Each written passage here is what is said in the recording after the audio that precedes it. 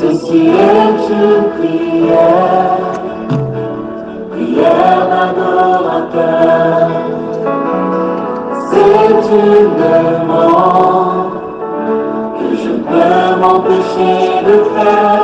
Ça vient du fond du cœur. Ça vient du fond du cœur. Prière d'adorateur. Prière d'adorateur. Consacrer mon cœur. Consacrer mon cœur à celui qui le demande. à celui qui le Comment demande. ceci est une prière. Ceci est une prière. Prière d'adorateur. Prière d'adorateur. C'est aussi une demande C'est une demande que je ne peux m'empêcher de faire. que je peux m'empêcher de Ça faire. vient du fond du cœur. Ça vient du fond du cœur. Prière d'adorateur. Prière d'adorateur. Consacrer mon cœur Consacrer mon cœur à celui qui le demande. à celui qui le demande.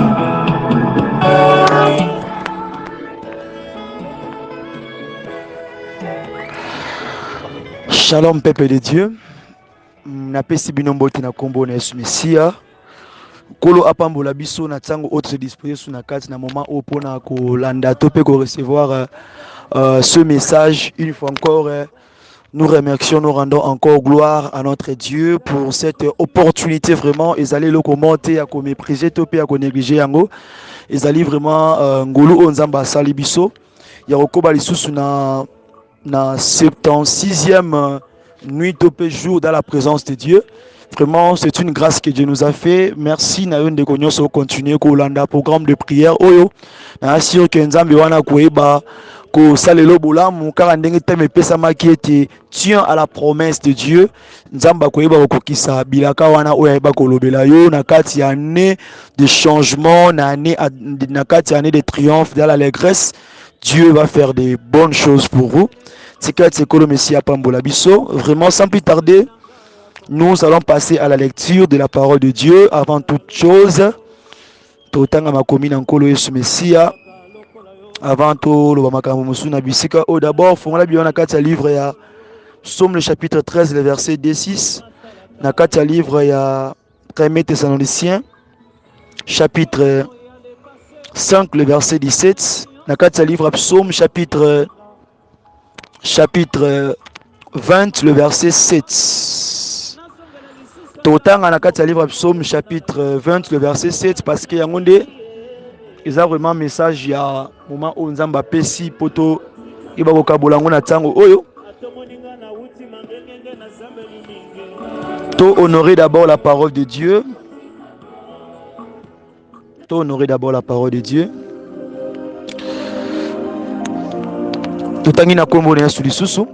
Je sais déjà que l'Éternel sauve soin. Il exaucera des cieux, de sa sainte demeure, par les secours puissants de sa droite. N'a sous verset pour la compréhension, pour aider cela à comprendre ce que Dieu veut nous dire sur ce verset. Je sais déjà que l'Éternel sauve son oint. Il exaucera des cieux, de sa sainte demeure, par les secours puissants de sa droite. Que Dieu bénisse sa lecture. Nous prions.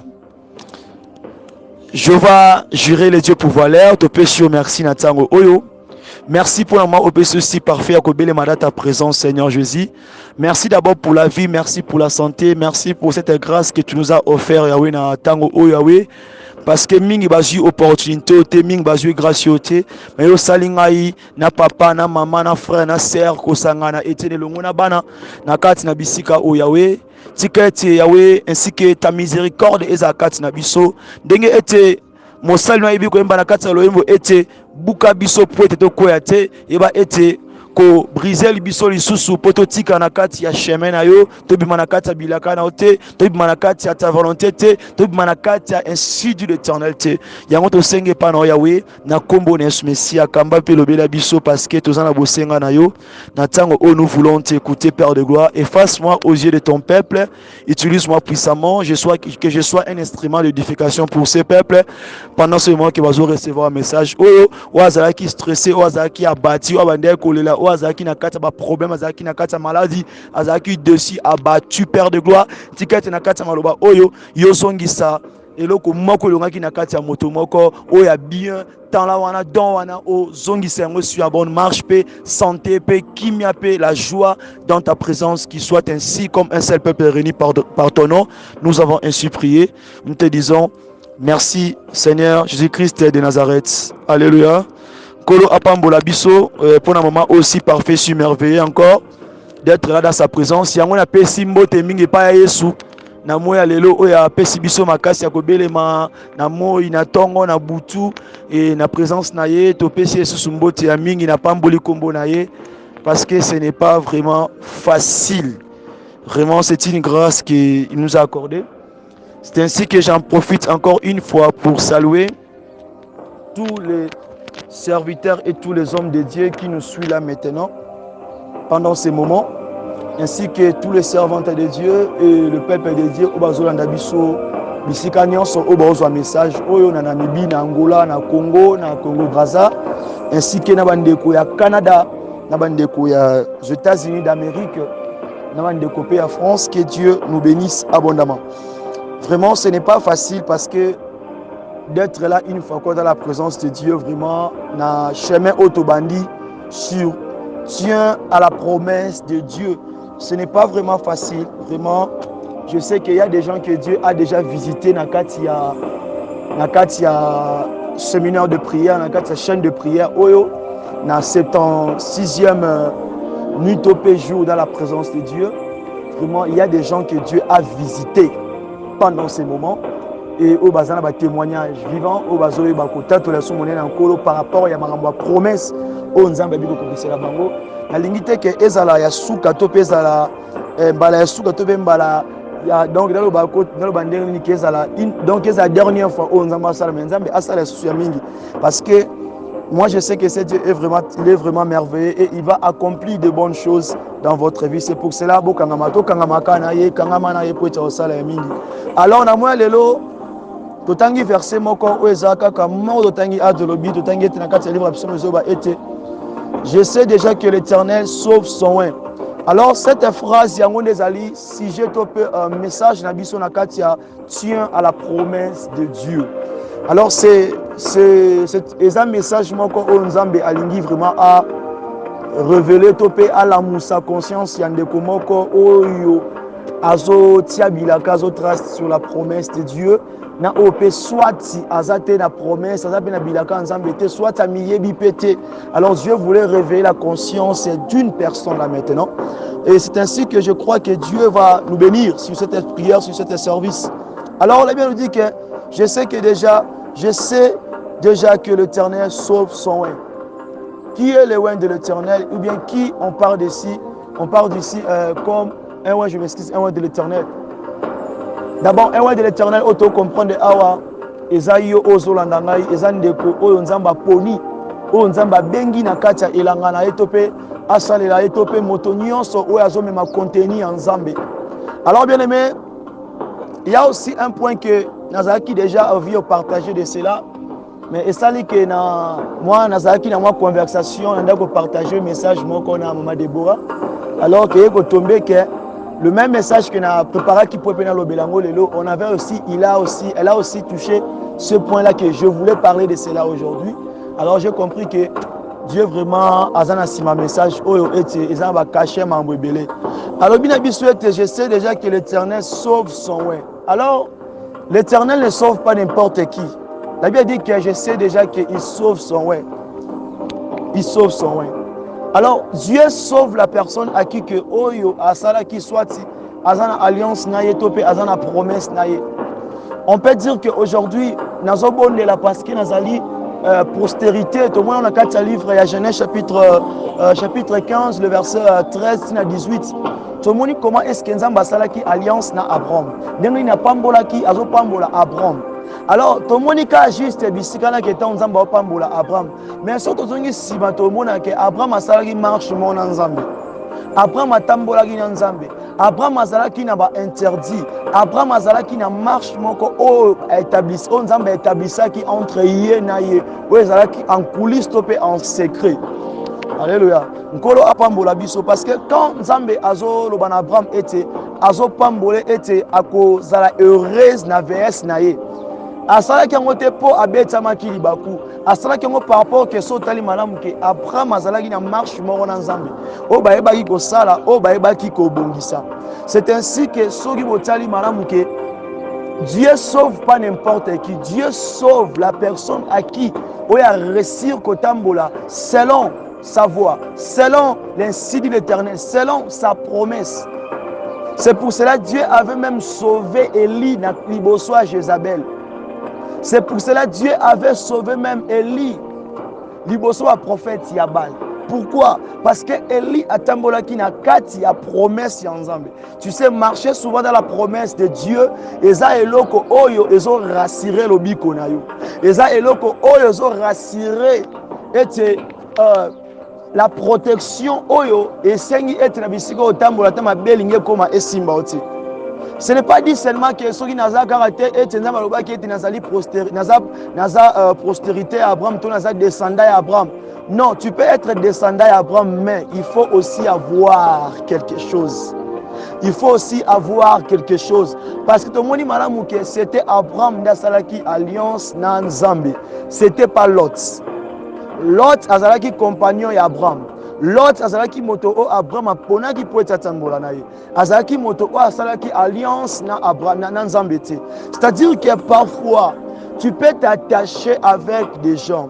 Parfois tu peux demeurer avec des gens qui n'ont pas la promesse de Dieu. Comprends ceci. Bako koma ete batu oyo baoki ko retarder. Parce que ce que Dieu a préparé pour toi, et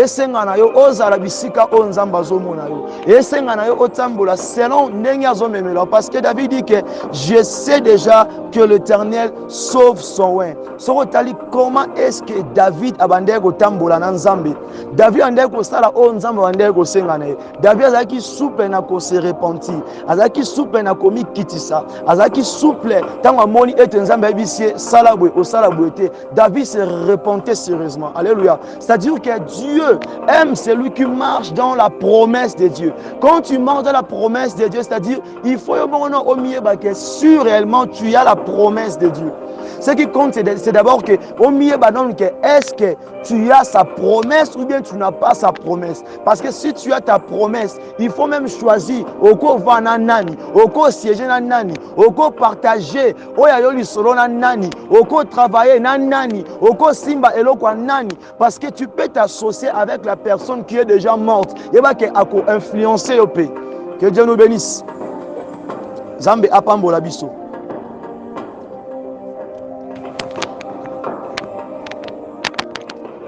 Yango nzamba azolinga ete to comprendre na moya lelo ete azosenga na yo po oza na assurance oyo bake akobikisa yo, po oza na assurance oyo bake akosauve yo, po oyeba ke Nzambe wana kosalela yo, il faut yo moko d'abord oyeba vraiment est-ce que réellement Dieu t'avait dit quelque chose au moins.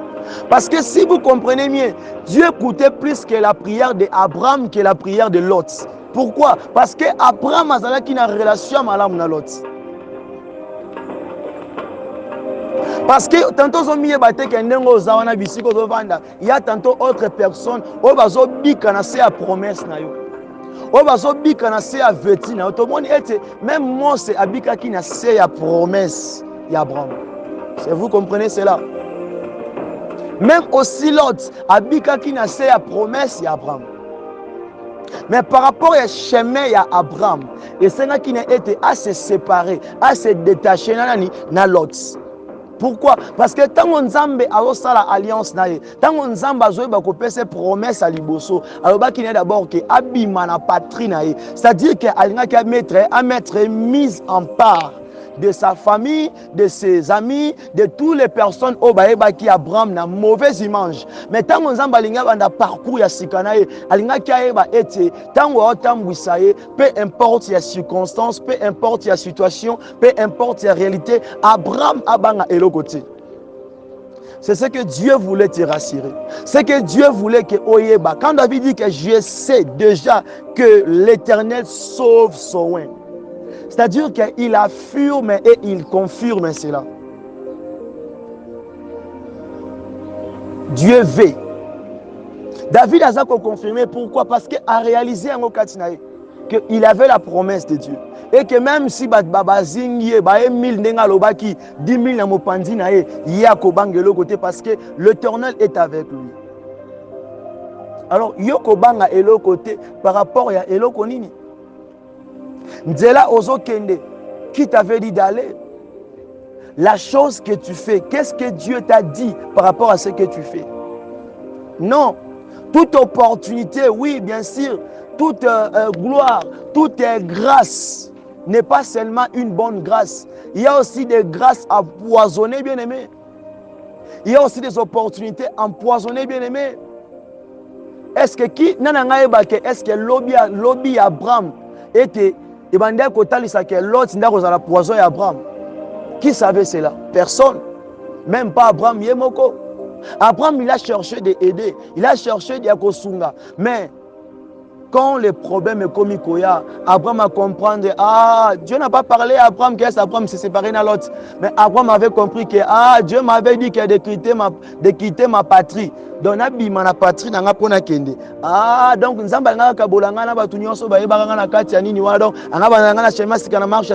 c'est que Abraham avait compris, c'est ça, c'est là. Donc, pour yolobela ke Nzambe abikisa yo to Nzambe accomplir bilaka. Donc, faut manda kotala ba critères nyonso to lobela awa. Parce que soko za na bisika o Nzambe azolinga tozala bilaka ne komate eyate. Eyate. Moi j'ai connu un homme de Dieu ici en Namibie na okali solo. Di solo moko réel les até qui est fondé. Donc on a commis na mboka oyo yebi ko bima pe karaté. Alors mon sala Nzambe azaki na mboka oyo abandé ko sala Nzambe. Alors tout ce qu'il faisait ndako marchait bien té. Na salon conception na ye. Aluki pas au papier sur papier pe mboka. Alors à s'installer. Mais ya monique moi pe wana zui moi na mboka oyo salié bien. Alors que Nzambe o moyo na mboka oyo té bien aimé. Tala dimension. Bilaka na ye vandaki na mboka oyo té azui papier. Bilaka na evandaki te na mboka oyo ya Monique azui swati musala a Monique azui tanto église ya kotambwisa cet homme de Dieu là. Mais un jour abimia ke abaki na mboka Zambie bawanda ko pesa déjà ba prophétie pe bilaka ete yondengo za nzamba zoloba ete azomona musika mboka o azomona bisika musika azomona bisika na musika azomona libanda ya kan o azomona ya ka santo ke mbo libanda kan libanda ya mboka o swati na ville mususu. Alors Dieu le voyait na mboka na ye. Il y a des gens au basengi ke bilaka na Nzambe il faut quitter la bango tango azana ndako famille na ye. Il y a aussi des gens au bilaka Nzambe sengi il faut kutane na balabala.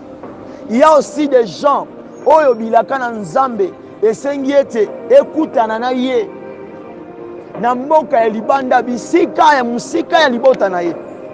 Alors il faut omiter la malam. Mais tant que Mosala Nzambe ala ke na mboka Zambie, mais chose étrange, muto alibo manda telemaki pa lobela ye. Muto alibo maso gangela ye. Alors Ndebiska il a compris que c'était la voix de Dieu.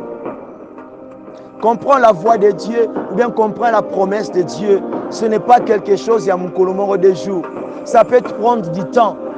Pour oyer banano, est-ce que réellement, parce que le diable pas payer ça, le diable peut te donner quelque chose juste pour distraire yo. Pour dire que na gauche, na droite c'est là où est ta promesse. Mais attends na droite, na gauche côté abi, na retardé côté tant au tenzoleka, non un moyen ko bomaye. Non un moyen ko enchaîner. Mais quand tu comprends que na gauche ozo na gauche eza o Nzambe ta bongisa po na yo. Mais o eza na droite, yande o Nzamba bongisa po na. Est-ce que vous comprenez nga na tango oyo? Est-ce que peut être pas le coup mon nkolo? Alors tant que mosala nzamba na yoka ki na kata témoignage oyo, qu'est-ce qu'il a fait? Asalaki demi-tour, azui bisaka, azui libota na ye, azonga ki na mboka na ye. Tant azongi kuna, ezongi tamula ite, directement il a tenu à simba ki bilaka na nzambe et l'ataki nzoto. Et ça peut ndenge moko na yo. Comment tu peux dire que je sais que l'Éternel va me sauver si tu n'es pas dans le lieu où nzamba alingi ozalela? Si autant bona muto a comprendre bilaka na ote okufa avant. Bien mais c'est le moment très important. Vous savez que mutu nyonso ayebi valeur à grâce na yote. Mutu nyonso ayebi valeur à mafuta za na mutu na yote. Mutu nyonso ayebi ngolu to pe grâce ya kati na yote yeba yango n'importe quel moment. Il peut te faire du n'importe quoi.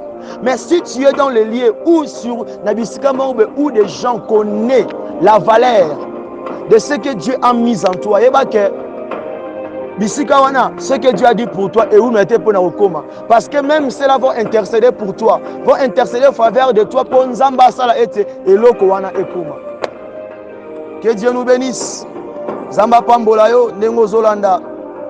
Zambe o akosa ate. Il est tellement merveilleux. Alors plus important que yeba na kati ya message ko eza nini? Eza ete il faut koyeba tant aux obenga l'Éternel ma bannière, l'Éternel l'étendard, l'étendard ma bannière. Est-ce que oza bisika wana po mona ki bannière na Yerusalem?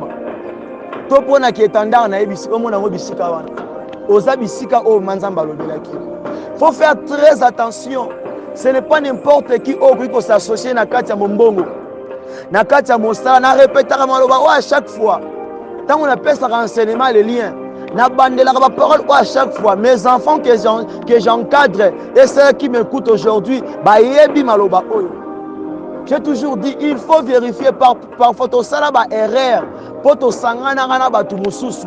To lala kana batu mususu na mbetu moko. To vanda kana batu mususu bisika moko. Moto o déjà kauka. Alors tant que yo pesier oya yo asimbi yango e kauki pe na maboko na ye. Oui, il y a des gens pareils.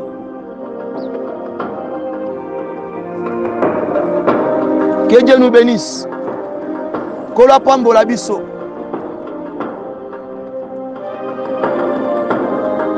Alors nzambe na nguya zwa kembo. Na kosenga ne suso beta maboko wana makasi po lokumu na nzambe beta maboko wana. Poussez ba cri de joie pour lokumu na nkolo. Beta maboko wana susu makasi beta yango. Tuna voisin na yo est-ce que ozokoma? Est-ce que ozokota? Est-ce que ozosimango malamu? Est-ce que olanda maloba o malamu? Ah, nkola pambola po na mozo simba yango malamu. Alors, nakopesa moi exemple oyo. Soki na kati ya livre Genèse chapitre 13. Okepe na kati ya livre Genèse chapitre 15. 15. Ozina chapitre 15, Ozipena chapitre 17. Tina kokita. Oko remarquer que na départ, na séparation ya Lot na Abraham, c'est là où l'Éternel a eu maintenant pour révéler, donc pour se manifester na kati ya vie Abraham. Alléluia. La nama kambo malam parce qu'il y a beaucoup de gens bazako se retrouver na kati ya bokauki, bazako se retrouver na kati ya kolela. Yango il faut se rassurer d'abord. Chemin ozo kende, bisika ozo vanda, bisika ozo demeurer. Est-ce que ozana bisika o nzamba yebi bilaka ne gozala? Moi je sais il y a une maman, une dame. Il m'a parlé un jour. Il a dit que j'ai croisé l'homme de ma vie, mais je lui ai minimisé. J'ai préféré celui qui avait. Mais tant on n'a qu'à pas naïe, tu vends pendant 20 ans, 19 ans. Non, conservoir. Jusqu'à ce que Dieu m'a dit que c'était pas l'homme de ta vie. Alors quand cet homme-là peut s'y accès, n'est-ce pas, à 5 ans, abala moi si mususu, quand ndenge maman Sarah Salaki, alors, ni ne komaki. Mobali wana ibi kobota 5 enfants libanda mais yelo abote loko monter maman moni monter papa to kabwana non forcer nature. Pourquoi nandako ya kotaki na demain oya vandaki ezate bisika bilaka nezalaki ezate bisika bane bazalaki yango makambo nzambe bakendaka nango malembe.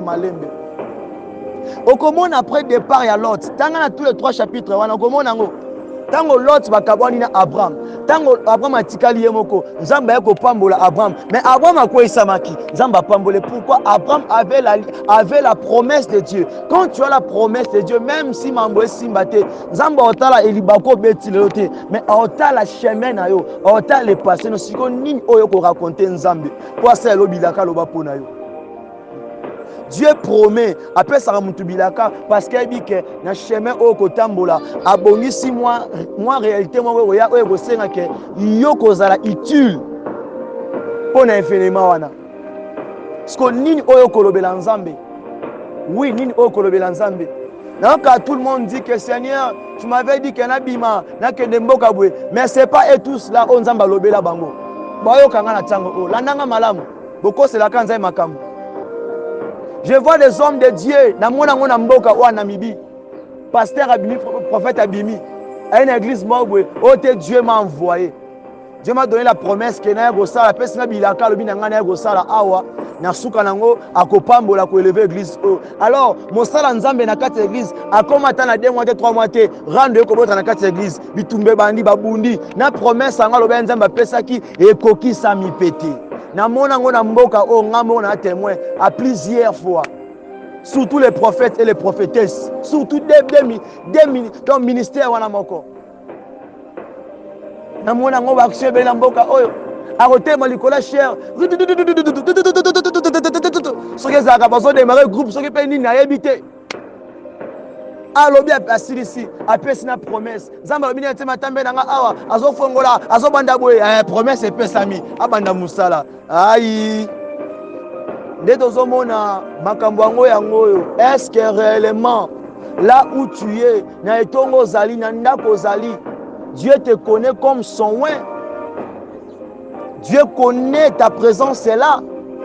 Faut se poser la question parce que si tu es avec l'autre tu ne verras pas la promesse de Dieu. Si tu es assis avec lui, tu ne verras jamais. Jamais tu le verras. Peu importe ce que tu vas faire, jamais tu verras cela. Jamais. Jamais. Peu importe, jamais. Il faut que on se sépare de l'autre. Il faut que l'autre ait à gauche et à droite. Parce que c'est là où se trouve ta promesse. Mais on a sabi na inventaraté ngamo on a bikela yango. Dieu m'a fait grâce na âge na zana ngona lekini maka mususu elekinga na âge. Mutatelemi na miso bato pesa bilaka na Nzambe. Dieu a dit ceci, autombola, sala beto yo kipe malamu to komi pe na bakaye. Bien mais loka muke mama telemi, Dieu a dit que na bima. Oh, mais Nzamba be bima ndeli ponza mabaki na OK, oye awa po église esam, mambe kende bo ba porte ba voyage ko fongama. Oh mambe kozala boye, mabota o boye. To moni le remonter, ya siminze la kei. Ce que tu crois la promesse en ndenge nini. Comment est-ce que Dieu va sauver son oin s'il n'est pas un oin de Dieu? Ou bien s'il n'a pas la promesse de Dieu? Zampambola ndeko nyonso zolanda biso na tango oyo. Apambola yo bien-aimé. C'est un message qui m'avait touché. Malheureusement que avant na lobela loko na komango déjà avant tant Nzamba zo lobela ngai. Alors après na simana ya soko yoka Nzamba ko lobana nzela mutu mususu pour comprendre que ce que j'avais écrit c'était pas ma pensée à moi. Bien mes pensées. Bien mais après départ ya l'autre. Après quelque temps, Dieu a écopé sa promesse. Azongi sous la promesse wana nenga lobela ki yango. Abaki repambola ye. Akola kena mabe, akola kena Abraham mabe. Comment ça fait-il qu'il s'attache aux postérités Abraham? Oui, aux atoboïté, aux yango na kombo na monoko. Est-ce que kati na yo vraiment? Abraham azalaki na marche ya malamu liboso Nzambe. Abraham ayebaki o asalaki na Nzambe avant to lobela ke yo nanga to za postérité Abraham. Yo nanga to sali nini? To yo wana sali nini? Po beta pe to na bilaka Nzambe, o sali nini? Yango question nga na poser na moi lelo. Na moment o salaki nini? Qu'est-ce que tu as fait? L'autre bon de avec précision. To simbaka bilaka na nkolo. C'est très important bien aimé. Nabi ke choqué autant ozo kangai et sali o mutema pasi. Non, vaut mieux se repentir. O luko bongisana no marche après lukasiko bilaka na Nzambe. C'est mieux pour bon de la malamu. c'est pas trop tard. Vaut mieux se repentir, chercher maintenant la vraie face de Dieu. Papa, qu'est-ce que tu veux dans un ningeni? Mouton ça comme nga za mwana elaka. Nga na kufa boete, nga na mwana bilaka na nkolo. Yo za mwana elaka, so za mwana elaka. Yo ne so za mwana elaka, yo ndongo za wana. Bon mwana ngolo kwa facile. Na mwana elaka, nga na mwana elaka, na kufa boete, nga na wende l'éternel. Qui t'a dit que tu es loin de l'éternel? Qui t'a dit cela? Sauf que autant de théologie aussi, si ma colo, ma personne col pastoral, donc comme loin de l'éternel. Qui t'a dit cela? Qui t'a dit cela? Vérifie-toi toi-même. Examine yourself. Oh, nana ebisu yango. Ola muki na tongo zi barema bandoto boye nango ete nzamba lobela na bapaye. Kutu nzamba lobela pharaon mutamabe mutakisi. Eboka yo mopakano, eboka yo chrétien mort bébé spirituel mort boye. Pour nzamba lobela ni ezangi. Si Dieu te parle n'est pas dit que tu es son oin. Oh, nzamba utilisé kutu nyama lobi et puis nyama bazaki oin de l'éternel Là, qui a parlé na prophète Balaam, il n'est pas à qui oint de l'éternel. Non, il faut comprendre des choses. Ma promesse est ma mususu. Et en d'autres côtés, il y a une imagination. Yomo foyo kayango promesse est banda rapena bomwana. Mingi banda kana bomwana. Musuna qui me connaît tia Abraham. Et il va une fois et il va plusieurs fois. Yo zo bilaka fois pour le commissaire yo. Tika bilaka na ngevanda. Ozi bilaka ma Deborah ote wana bilaka na ngai. Oya yo. Yazo bonde nzambe talanga na sombaka eloko be. Nzambe lobaki na ngabwe tana sombaka eloko wana okosela ngabwe yo bozu yango. Nzambe ngabe na sombaka kiti na église na lobaki na tolembi. Yango zo mwana otu mususu donc comprendre quartier pour all makambo ça les a donc il y a flou. Il y a vraiment flou makasi. Vraiment flou makasi. Oza ko s'attendre à nini? Oze la nini? Yebisa ngozo penser nini pozwa nini? To solola poto bondela. To solola poto bondela. Na nto bondela lokwa mutaliboma to solola poto bondela. Obondela malamu. Obongisa maloba na parole na ba phrase no wana ba prière loba. Yo so mninga sa prière okope prière mninga. Yo za la promesse à Nzambe. Yo za la promesse à Nzambe. Non, déclaration c'est le mususu. Quand je déclare pour toi, Nzamba c'est par rapport à prometanga. Non, yo za ngate. Ngana o sengela yo, nde Abraham asengelaki Lot. Ngana sengelo sko yo moko poza nango. Ngana za promesse na ngana o senga Nzambe ki asela ngai, asela yo ndenga la kanga na sala alliance na ye. Yo za na promesse o sana Nzambe. To za na alliance o Nzamba pesa yo, to sala na ye. To za na promesse o Nzamba pesa yo. Non, faut to vérifier abulo mususu ko. Lolo comment na ba réseaux sociaux donc mutala munga telemika bembala moko na ba église n'en parlons même pas. Son Nzambe utilisé génération, ce n'est pas dit qu'on a promesse en Nzambe. À part promesse numéro 1, Jésus revient bientôt. Maranatha, des promesses centrales pour la biso nyonso. Parce que promesse non personnelle, ou est privé dans l'obéla awa. Pour la lingo, on go zwanga na mutambu, te na obi mangambona te. Tozana promesse biso nyonso que Maranatha revient bientôt. Jésus revient bientôt, c'est ça. Des promesses au batikela biso yango wana. Sikoyo à part wana, tozana ba promesse o Nzamba lobela mutu moko nde tozaboy. So ozana ngo te, luka Nzamba lobela. Luka ngata na makasi. Sikoyo bata mana promesse baninga. C'est très important to lingi to bondela. Alors mutu azana promesse o Nzamba apesa bilaka. Moto wana abomba to batela kondima na e. Azakana elike to pe azalakana a esperaka to azakana espérance kati na nkolo po etayebi ke kati na ye azomema la promesse de Dieu. Et moto wana mobanga te. Moto wana vuma ko bike la prière à Psaume chapitre 23 le verset 1er 6. Ya bike la prière wana. Ya bike la vuma maloba wana. Abike la yango. Non. Oya azana eloko Nzambe ebanaka. Oya azape na promesse Nzambe ebanaka. Yo tamboli no na poto tamboli no mabe. Wana relation mongo te na Nzambe ya malamu. Siko promesse Nzambe apesa kiyo.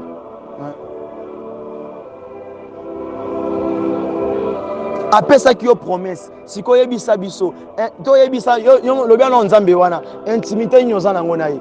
tango ozo rappeler nzambe, tango ozo ebisa nzambe, tango ozo lobela nzambe boye boye boye, eloko nini oza nango kati na ye. Abraham voulait minimiser, Abraham voulait diminuer ce que Dieu lui avait dit comme promesse. Oh, ma femme déjà a déjà atteint l'âge de la vieillesse, elle ne pouvait plus enfanter. Non, Dieu lui a dit que non. Dans cette même époque, le Seigneur a raison à Sunanda pour ne pas repérer son moine. Pourquoi? Yo ki mabilaka te bilaka localisera mutu. Yo zaka bisika o esengi ozalila. Abraham tango avandaki na bisika o nzamba alingaki azala. Akomaki suna tanta kende ko luka se pulmoner bilaka ndeki kolanda na kati ya ndako. C'est très important. Tango zo bondela yebi sanzambe na lingina simba bilaka na yo. Yebi sanzambe na lingina mona ta promesse et s'accomplit. Nana kondima nzamba osalela yo. Moi j'ai pas peur. Moi j'ai pas peur. Atabila quand ma personne a âge à 7 ans, 5 ans, tantôt le col en apé. Ezali soumuté, tantôt le monate et ali soumuté. Abraham est kozongona ki mobange, mais tantôt nzamba ngalo belango tana âge à 10 ans, mais atali kana âge à 10 ans, na kati wa mboga wana na ko perdre mutoyo. Azeli ka mtu na kuba na kola, ye mo ya lobelango siko en face à face. Tantôt on a tozui grâce à nzamba monique tozaki ba homme ba femme capable. Oya ko lobela biso maloba wana. Alors, ce n'est pas le temps de relâcher. To simba bilaka na nkolo bien aimé, na lingi ko ebisa auto bondela. Zwa position malamu, atoza na kati ya fête, atoza na matanga, atozo tamboza na mutuka, atoza wapi na mbeto hôpital. Zwa kweno ya malamu, ata na kati ya motema, banda ko salela na mokande ya liboso ya Thessaloniciens chapitre 5 le verset 17.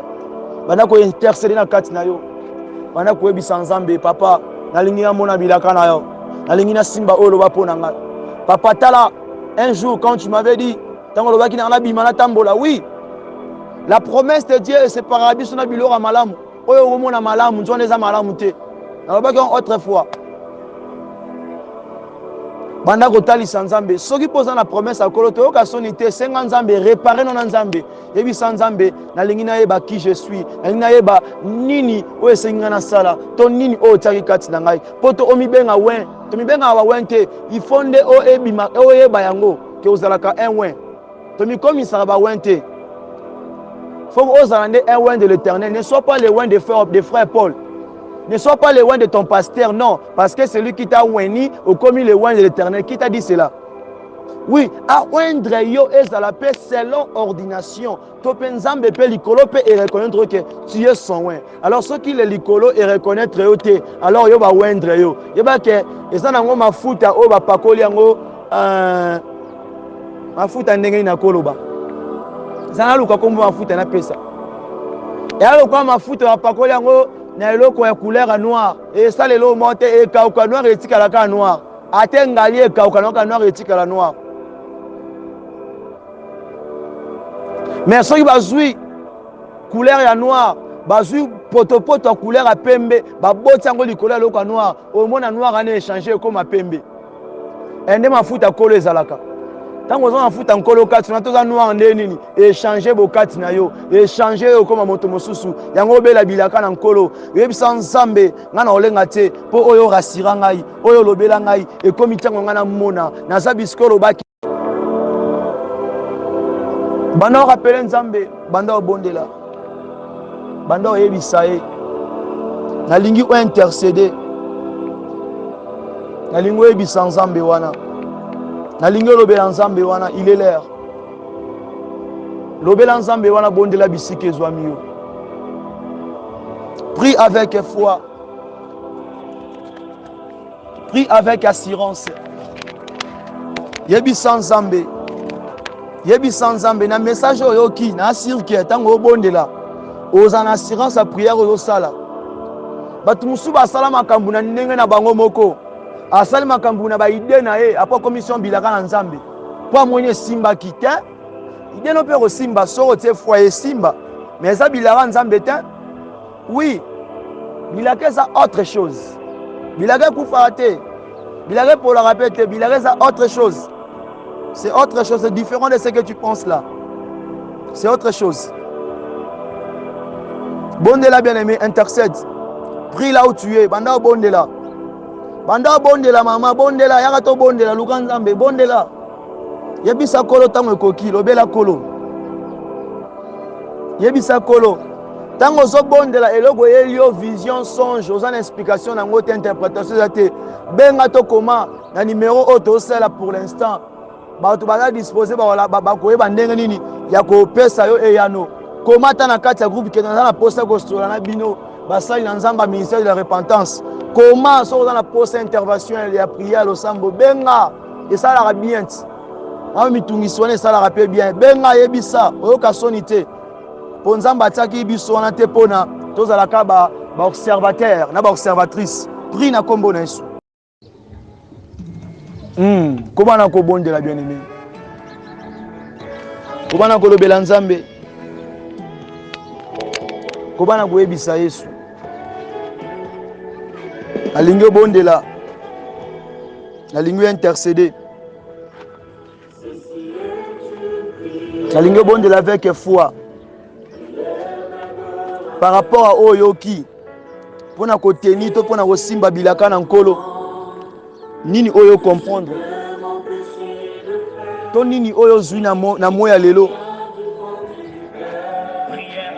comme message euti pa kolo nini oyo saisir to nini oyo nzamba lobeli yo to nini oyo nzamba talisi yo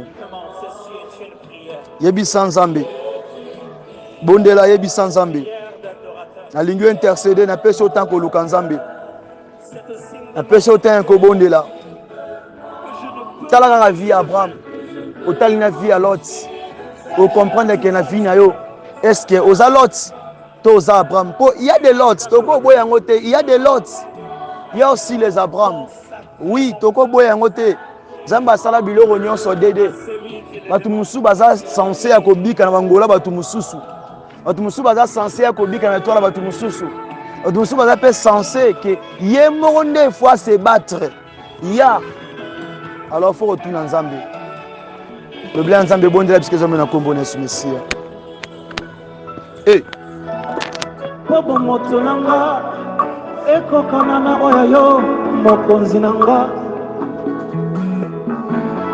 bizaleli ya Jésus yango mpe koma yanga bizaleli ya mokumba mbele na yo papa nasengi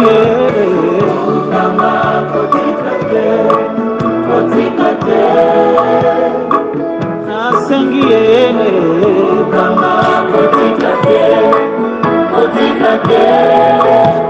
oh nasengi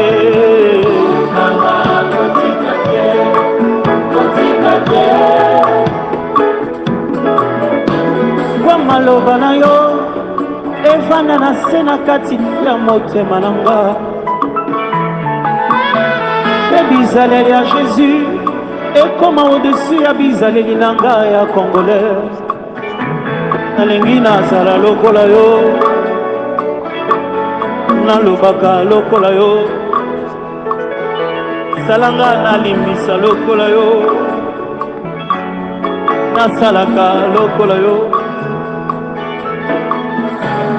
bomo ya le passé ezala na influence te likolo ya venir na nga po makambo na bwaka nazongela lisusu ata mokolo moko te nalaki na nga yaya nasengi ye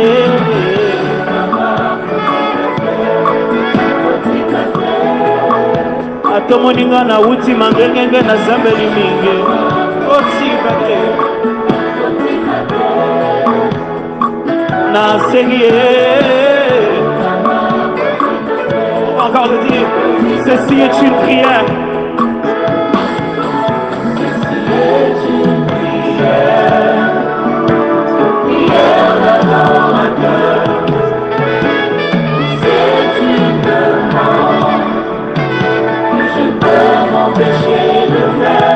Ça vient du fond du cœur. Prière d'adorateur. Consacrer mon cœur à celui qui le demande. Ceci est une prière ensemble. Ceci est une prière. C'est une demande. Et je ne peux m'empêcher de faire. Ça vient du fond du cœur. Prière d'adorateur. Consacrer mon cœur. À celui qui le demande.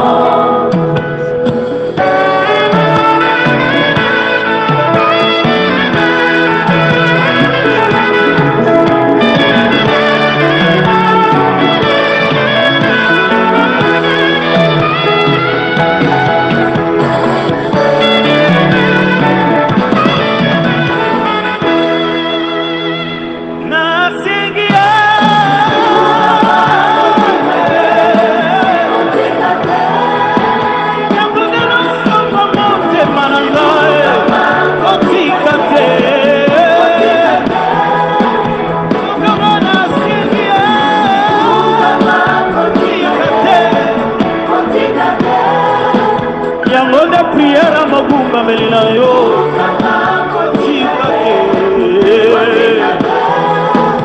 ah nasengie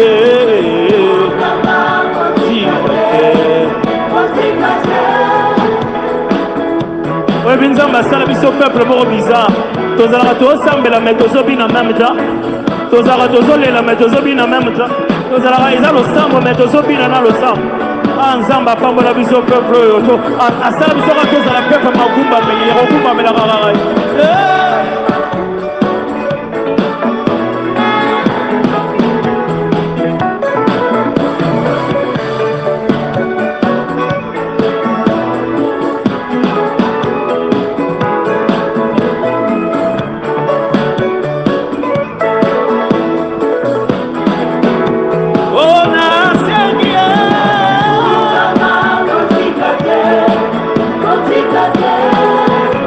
yandola losambwa mosantu na yo otika te otakino misindo na musisa ye otika te undola ta bizaleli na zwa na famille otika te tala mingi koto naza mingi kongole o otika te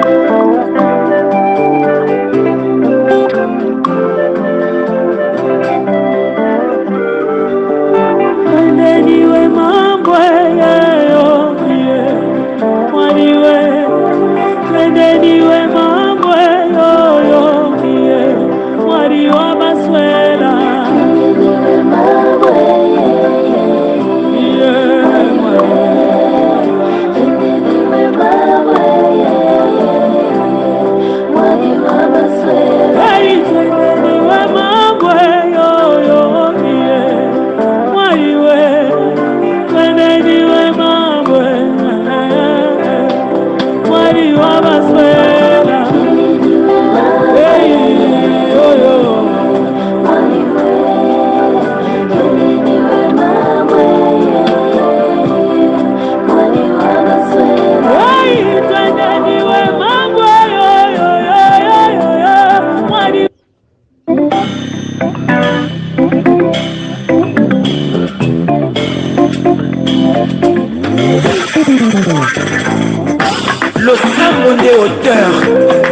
sambo rendez-vous ya balongi, le sambo rendez-vous ya moto na nzambe. Alléluia.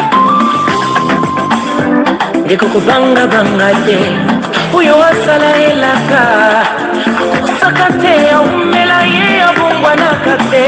Biblia etalisi biso que sa renommée, c'est accru à cause de l'accomplissement de ses promesses.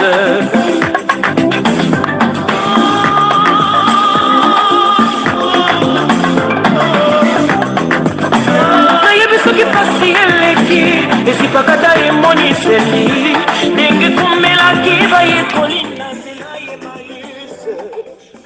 Yawe na kombo na Yesu kaka ndenge ozobondela Nzambe ayeba kosalela yo, ayeba koassiste yo, e kobana kolobela Nzambe par rapport à bilaka, kobana koyebisa Nzambe nini oyo alobaki na yo. Yo za Abraham te, yo za Eli te, yo za Paul te, mais yo za yo.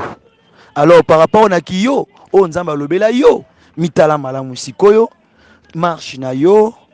Pourquoi ozobisa Nzambe akanisa bilaka, akanisa oyo alobela yo? Est-ce que réellement alobela yo po omona bilaka wana? Soka alobela yo te, luka obongisa, luka o luka kwa tirer ye pembe na yo pour te a révéler quelque chose, a pesa eloko wana, a peso assurance de David azoloba ete je sais déjà que l'Éternel sauve son oin. Alors quand mutakomi kwa biloko bongo déjà mutu amiyebi kendenga zawana aza ya Nzambe, aza na eloko ya Nzambe, o utiliser bilaka na ngai te, o utiliser bilaka voisin na te po komisa ngo ya yo eza yo te, wana eza ya ye. Soki asali nde prière Nzambe akanisa sa elo par rapport à alliance basala ye na Nzambe, yo za ye te. Alors yo luka siko ke Nzambe pe a intervenir par rapport ya oya aloba pono. Soka aloba pe te za likambo soni te, luka Nzambe alobela yo. Biango tango so bondela intercède, prie. Soki alobela o prie simba bilaka wana tient cela et Nzambe la tsango nzoto. Na kombo na Yesu bondela.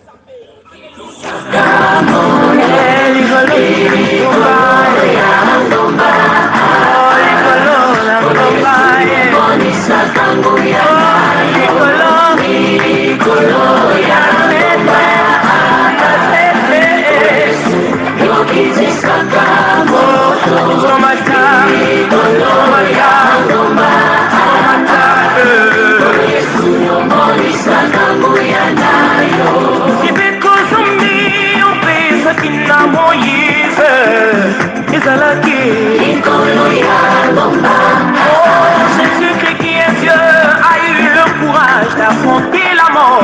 Isalaki Leloto bingani basali peba na Nzambe nyonso kwete mosale salamake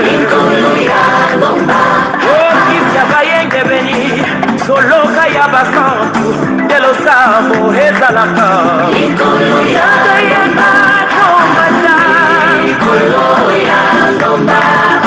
Solo Yesu yokitisaka moto makasi oyo zikika Yesu melo omema mbeka likolo ya ndomba na Elia Yesu yokitisaka likolo ya ndomba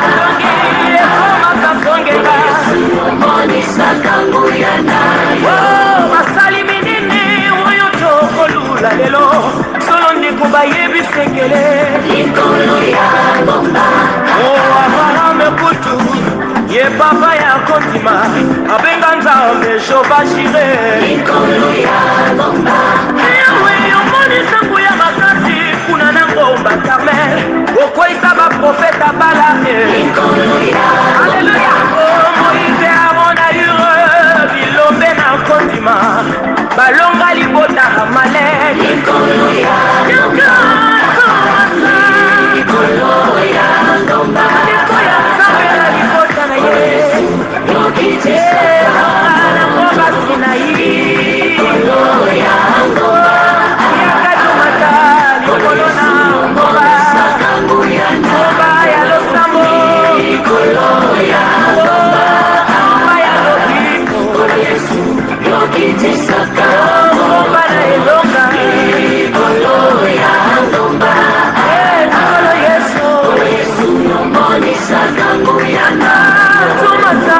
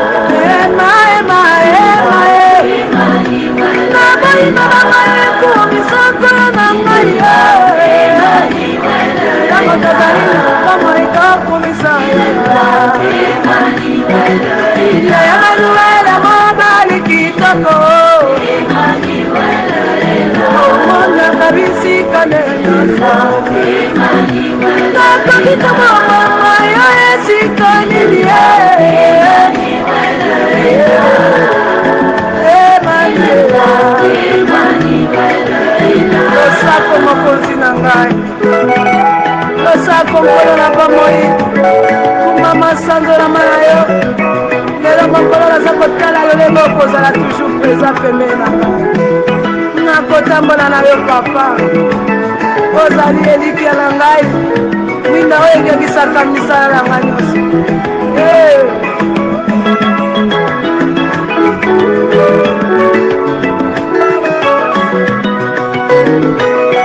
natambola na yo mokonzi na bomoye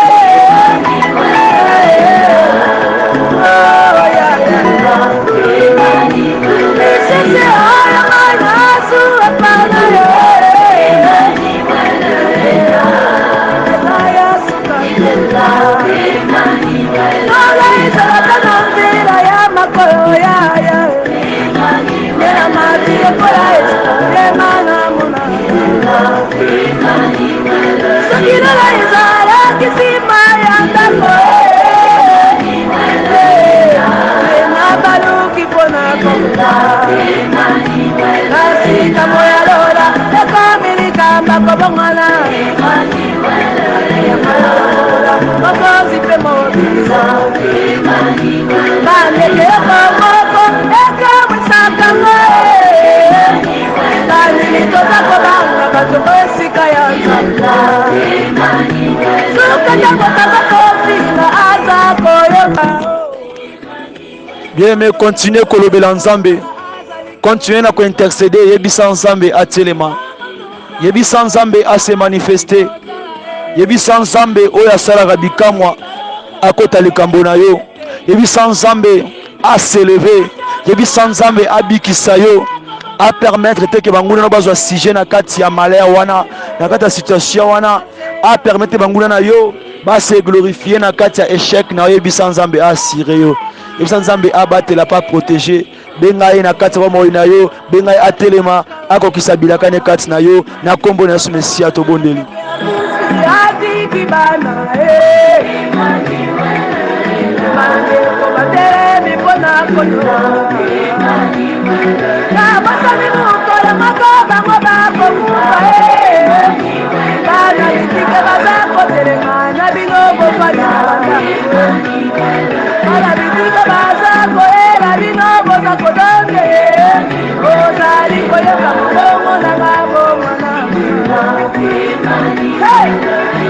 Kamoya soko komona mondimia abeta katolo pe alobi na za mondimi mikolo nyonso priere azangaka te kasi ndeko na ye akufi atika bana ye nde abima noko ye nde abima tata mwasi bobima na lopango ndeko na ngai wana bakomi kokende kotelenga na bakomi bafazer sosola sokofanda esika boye luka bango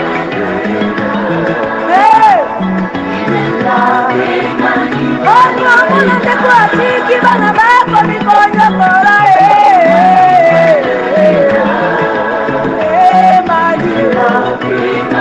bana oyo banyokolaka lelo nde basalaka batolobi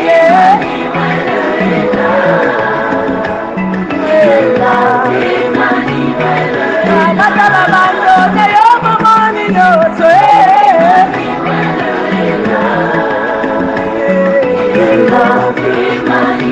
Kutima na Afrika ezali kindokie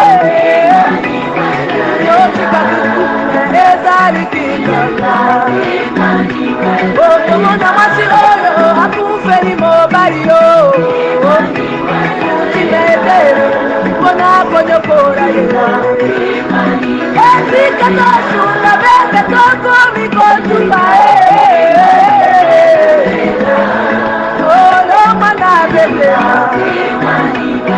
Tango nali kosala ye masongo na ye Epanzambe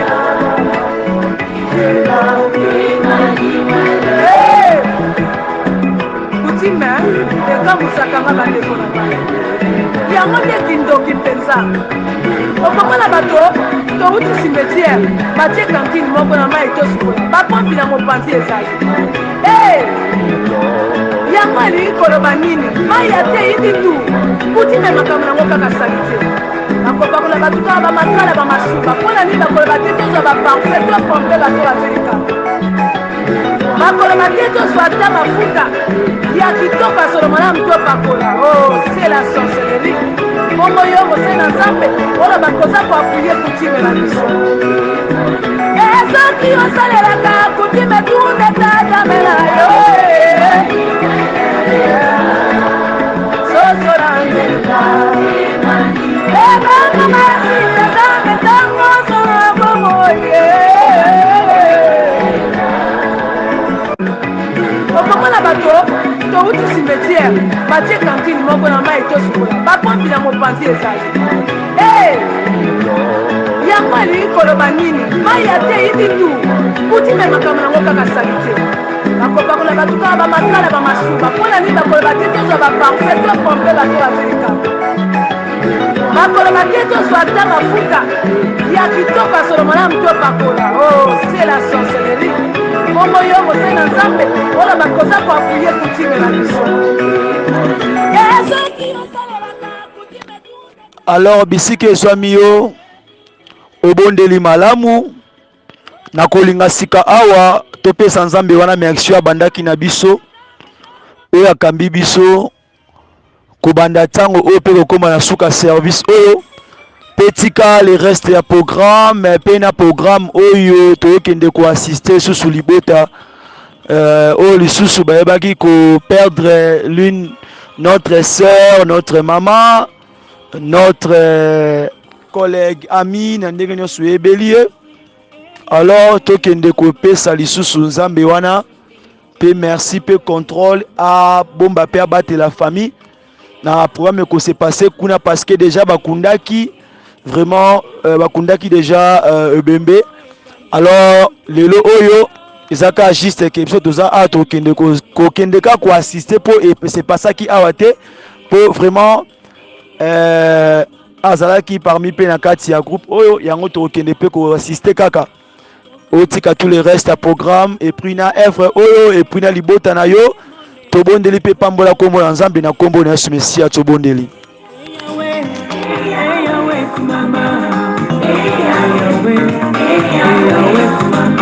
Yolingaki utambo mwana kino lelo yo nakomi mosali na yo.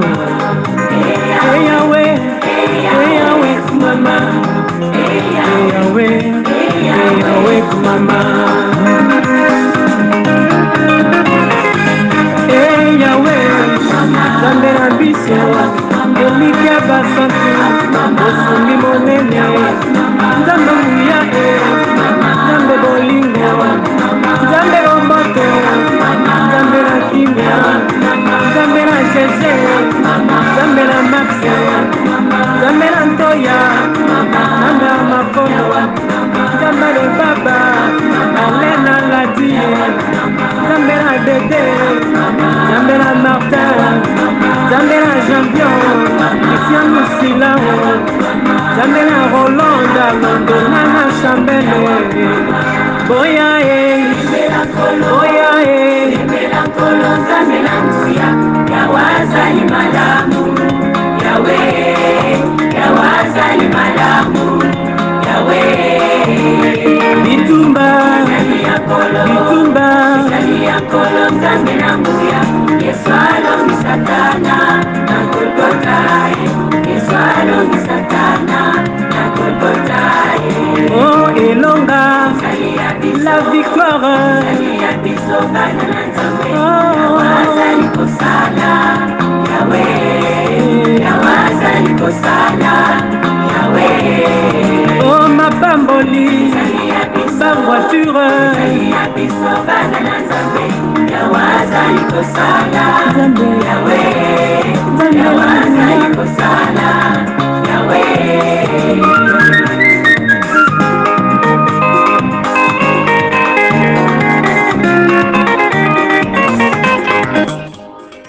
Na kombo na Yesu Mesia, le Dieu d'Abraham, le Dieu d'Isaac, le Dieu d'Israël, ayeba ko accomplir tout ce que Olobaki na kati bomo inayo comme promesse, ainsi que bilaka na ye elata nzoto na kati ya bomo inayo. Na kombo na Yesu Mesia, butua lelo olekisa ngo malamu kola batela libota na batela na yo na bana yo na mosana na yo apambola ndeko nyonso a participer na kati ya losambo oyo ata loboko na nguya kati ya via moko na moko na kombo na Yesu Mesia comme un seul peuple otobondeli tolobi susu merci Yoshua Mashia. Alléluia. Zambe apambola biso. Bonne soirée, bonne nuit à tous et partagez aussi ba audio na biso pe ba vidéo pour le kum na nkolo. Invité bengisa ndeko nyonso yo ana kati ya groupe OT aya ko participer na kati ya prière tozanango. Vraiment que Dieu vous bénisse. Shalom, bye bye.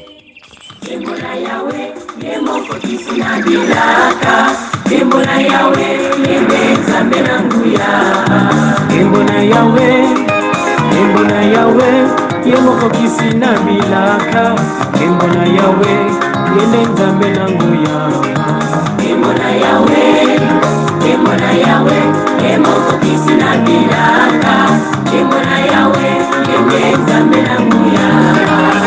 Akani benga mesu Udi bantu ne malo achanana Lelu chipana melusi mwewa Shabana wanyuma